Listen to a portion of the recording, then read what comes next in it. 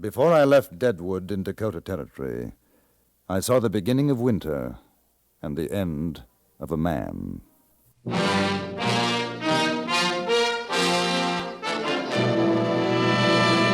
Frontier Gentlemen.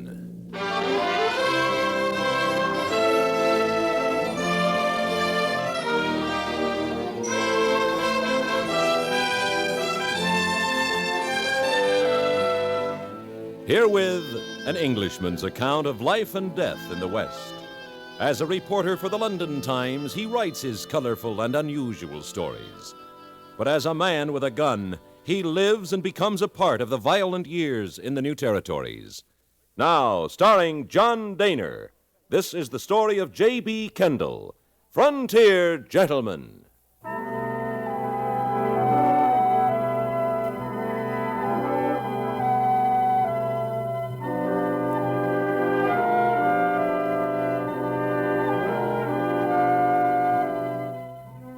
I had seen him several times in Deadwood, a tall, lean, almost cadaverous-looking man wearing a black frock coat, shiny with age, and trousers which were fraying at the knees.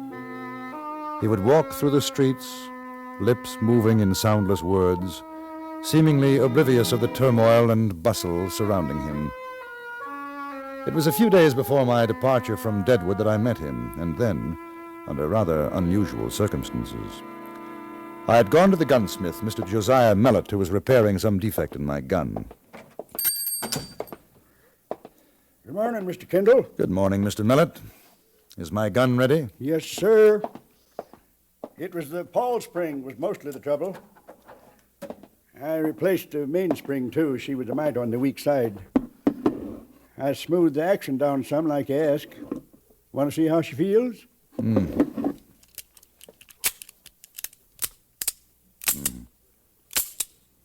Yes. Yes, very good, Mr. Mellett. Thank you. Don't see many of those double-action Frontiers. Kind of new on the market. How do you like it? Very much. Good weight and quite accurate. Oh, I'll need some cartridges. Box? 2, I think. So you're pulling out of Deadwood, eh? In a couple of days. Going east? As far as the Missouri, I'll be taking the boat down to St. Louis. I'd sure like to see that old town again. Been more than 15 years since I was there. Oh? Will there be anything else, Mr. Kendall? No, I don't think so, thank you. How much do I owe you? Let me see now. I wish to purchase a gun. Yeah, be with you in a minute, mister. Please, there's no time. I must have it now. As soon as I'm through. You don't understand. There's a man looking for me. He'll kill me. No, he won't. Not in here, he won't. You can see I him don't right allow out the shooting window in my there. place. Not with all this black powder around. No, sir. Please. Now, you just take it easy, mister. No, it's all right, Mr. Mellett. I don't mind waiting. Thank you, sir. So you want a gun. What kind of a gun? It doesn't matter. Something with which I can protect myself. And, mister, you take my advice. You go on up to the marshal's office. Tell him what's what, and he'll give you protection. No, I wish to buy a weapon. If you're not used to shooting, it won't do you much good. Mr. Mellett's right. He's out there waiting for me now. When I leave here, he'll kill me. Who? It doesn't matter. I beg you to sell me a gun. Look here, I think Mr. Mellett's idea is the best. Let me walk with you to the marshal's office. It wouldn't do any good. You don't know this man. He'll stop at nothing. Well, I don't mind taking the chance. It's quite possible if he sees you with someone, he won't be as anxious to start shooting. Yeah, good advice if you ask me. Mister, you're as good as dead if you try throwing lead against a man who knows guns. You wouldn't have a chance. If you'll just wait a moment while I load.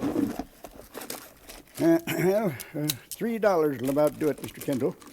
Right. Sure hope you have a nice trip. You come back this way, stop by. Yes, I will. Well, it smells like we're going to have an early winter. You won't be missing much if we do. It surely can whistle up a mean freeze around here. Yes, so I've heard. There. $3? Yeah, that's right. All right. Yeah. Much obliged. Thank you, Mr. Mellett. You know where the marshal's office is at? Yes, thank you. Goodbye, Mr. Mellett. You don't mind if I watch from the door, do you? No, not at all.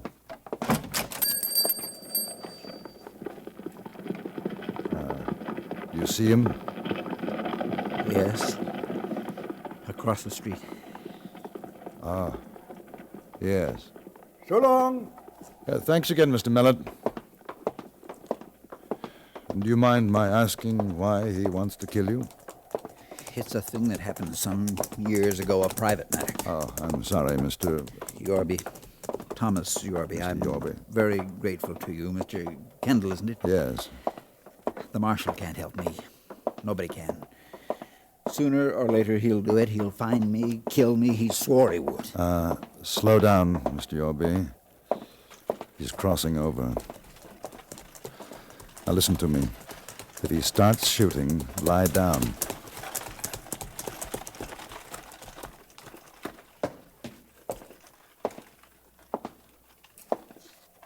Morning, preacher. Said your prayers today? What do you want?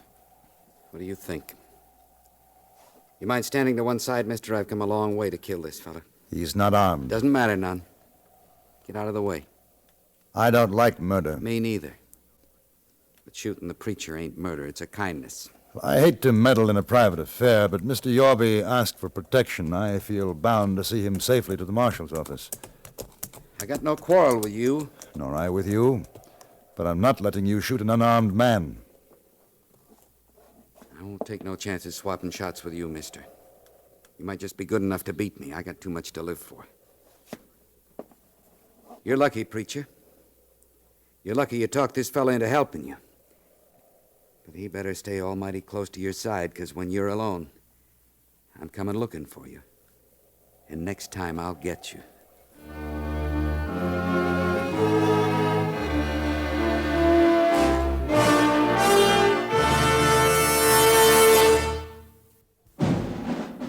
From Chrysler Corporation.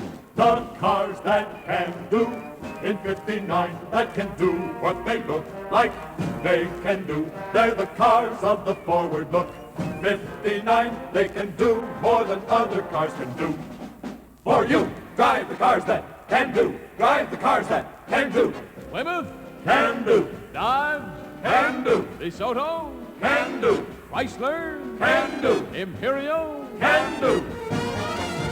The cars that can do in 59, that can do what they look like they can do. They're the cars of the forward look. 59, they can do more than other cars can do. For you. See the new Plymouth and the new Dodge at your dealers now. See the new DeSoto, Chrysler, and Imperial Friday, October 24th. The cars that can do. For you.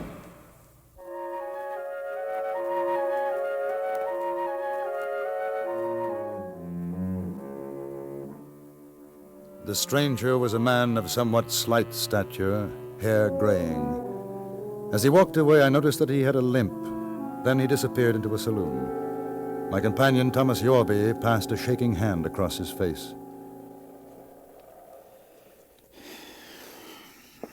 It would have been better to have had done with it. Let him kill you? I'm tired, Mr. Kendall. He'll keep his word. There'll be no rest, no peace for either of us. Let the marshal take care of it. No, it's useless. He can't arrest the man for something he hasn't yet done. But what are you going to do? Wait for him to find me again. Why not leave Deadwood? Go somewhere else. It'd be the same wherever I went. He'll follow. Sooner or later, he'll find me. Listen to me, Mr. Yorby.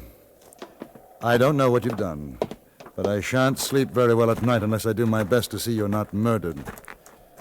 I shall be leaving myself in a couple of days. If you wish, you can share my hotel room and travel with me to Fort Pierre.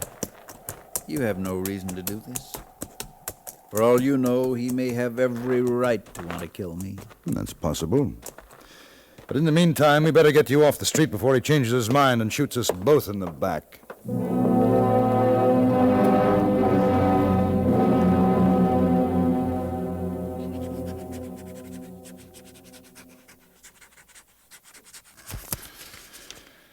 There. I envy you. Oh, I thought you were asleep. No.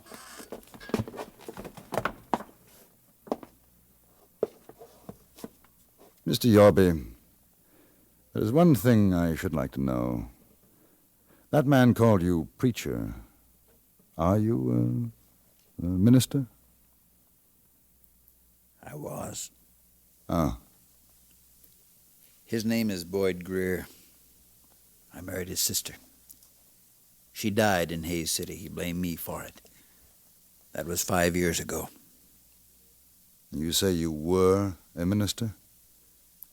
After the death of my wife, I could no longer preach the gospel. When she was lost to me, I lost faith. I cared about nothing. Why does Greer blame you? He was against my taking her to Hayes. It was a rough town. I wanted to preach there. She insisted on going with me. There was trouble, a shooting. She died. And he blamed you for that?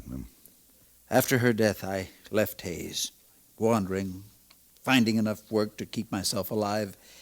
But wherever I went, always the knowledge that he was looking for me.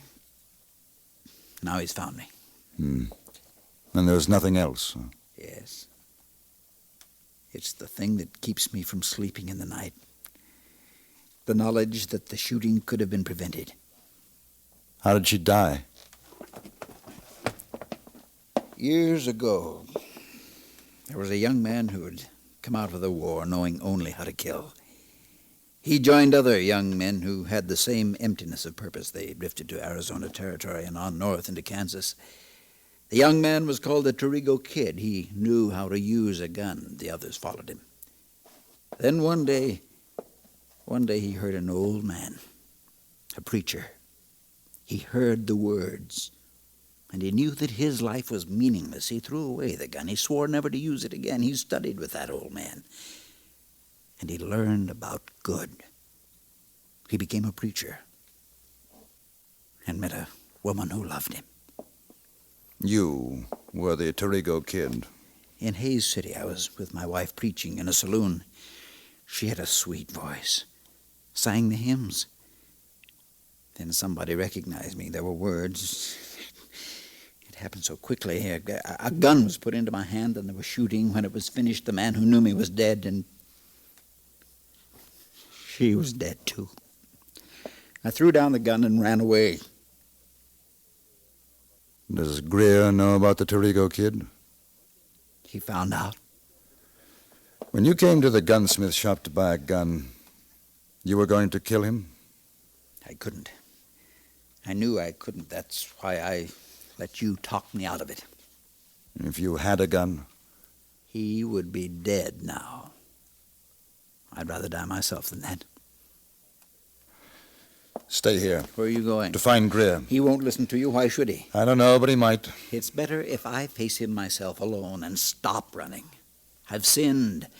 I used to think that turning to the Bible would cleanse me, but how could it? I have yet to complete payment for my sins. Perhaps my death will be an atonement. I don't think so. Will you stay in the room? All right, Mr. Kendall. I'll stay.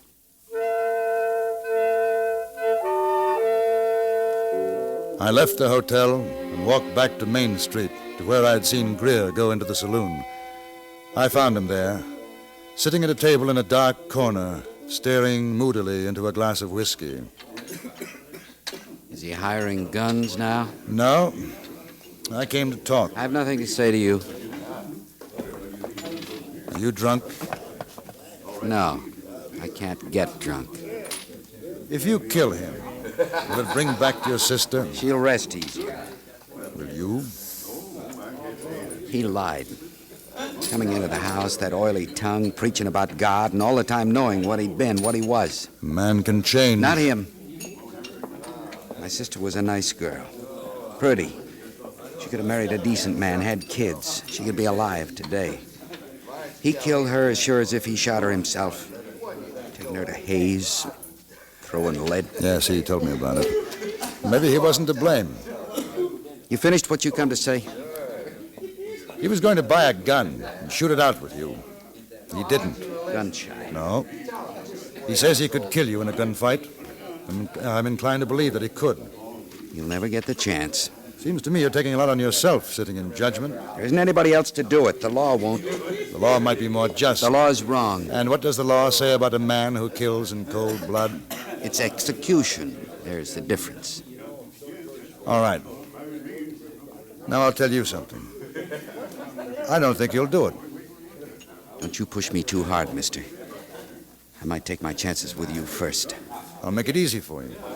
He's in my hotel room. I'll take you there. I won't interfere. If you think you can pull the trigger, do so.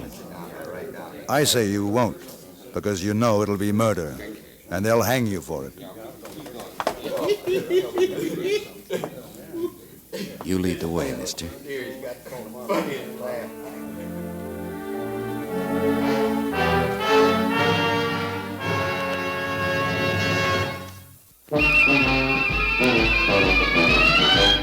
Of all leading filter cigarettes, Kent filters best, Kent filters best. It makes good sense when you smoke Kent, Kent filters best.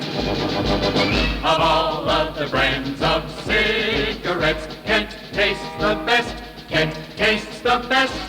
A richer taste than all the rest, Kent filters best.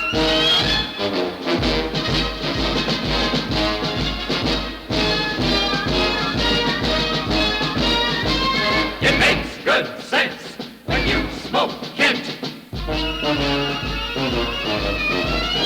Of all leading filter cigarettes, Kent filters best.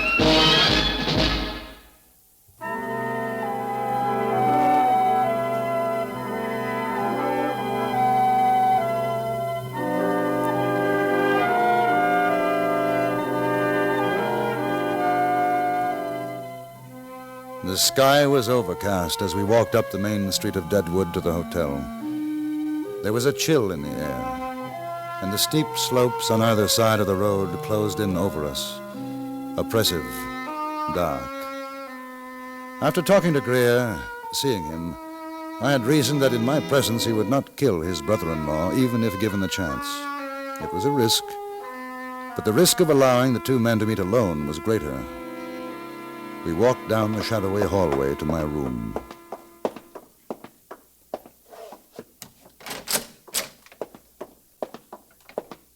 Where is he? Well, I left him here. You make a move for your gun, mister, and I'll kill you. You and the preacher, mighty fancy play you're making. It was no trick. I thought he'd be here. Maybe he stepped out, huh? Then he'll come in and plug me in the back? All right. We'll just wait. When he shows his face in that door, I'm going to blow it off for him. We waited 10 minutes, 20, an hour. There was no sound. Through the window, I could see a few flakes of snow drifting down through the trees. It was cold in the room. Then I heard steps outside in the hallway. Greer heard them, too. Motioned to me for silence.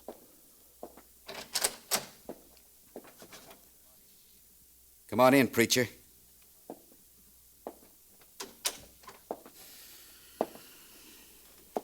Funny thing. I've been sitting here kind of savoring the time when you'd come through that door and I'd put a bullet in your head. Now you're here, I want to watch your face. I want to hear you howl before I do it. Your pal. He figured to get me in here so you and him could finish me off, huh? Shoot. Get it over with. No hurry. No hurry at all. Where you been? I went down to the stage station, but I knew I could never run far enough, so I came back. Where you want it, preacher? If it'll give you pleasure, shoot me where it'll hurt, so you can hear me scream. It hurt when she was killed. Why shouldn't it hurt you? Don't talk anymore. Do it and let me go in peace. There won't be any peace for you. Not even when you're dead. You can't have any power over that, boy. You shut that dirty mouth of yours, you hear? I'm not afraid now. I know the wrongs I've done. I know it was my fault she died, so go on. Shoot! Shoot! Shut up! You hear me? I won't listen to that stinking greasy lip of yours like preaching to me, you hear? Just know this one thing, Boyd. I could have killed you if I'd wanted to carry a gun. I didn't. I don't have to listen anymore. Now shoot or get out. Next one I don't miss. I've had enough of this. You get back where you belong, Put away mister. the gun or I'm going to take it from you. I'm telling Put it away.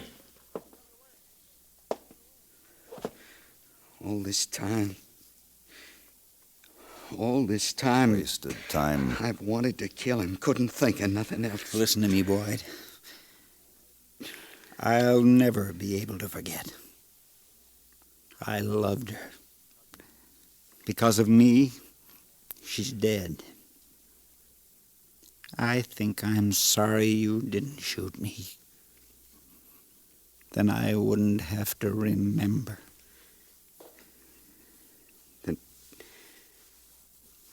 And that's good. It's a good thing. Mister, I'm obliged to you.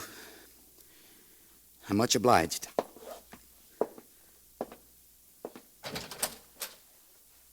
I ain't looking for you no more, preacher. You walk alone now. And you remember my sister. You remember what you done to her.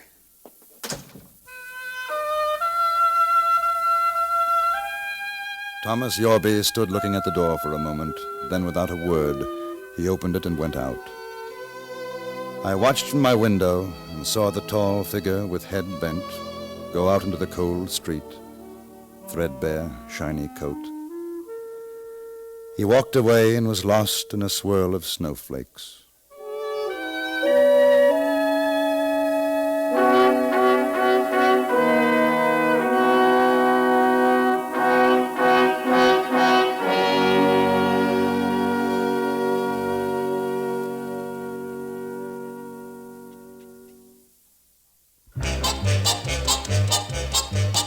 If it's new, Plymouth's got it.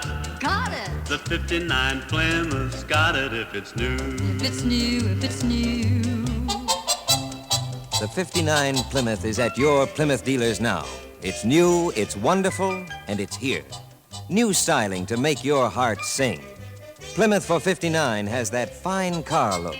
New Fury models at new lower prices. New swivel seats, swing you in when you enter, swing you out when you leave. New push-button heater, world's simplest temperature control. New Golden Commando V8, biggest engine in the low-price field. New Miramatic mirror, new automatic headlight dimmer, new sport deck, new everything. See the completely new 59 Plymouth. Drive the completely new 59 Plymouth at your Plymouth dealers now.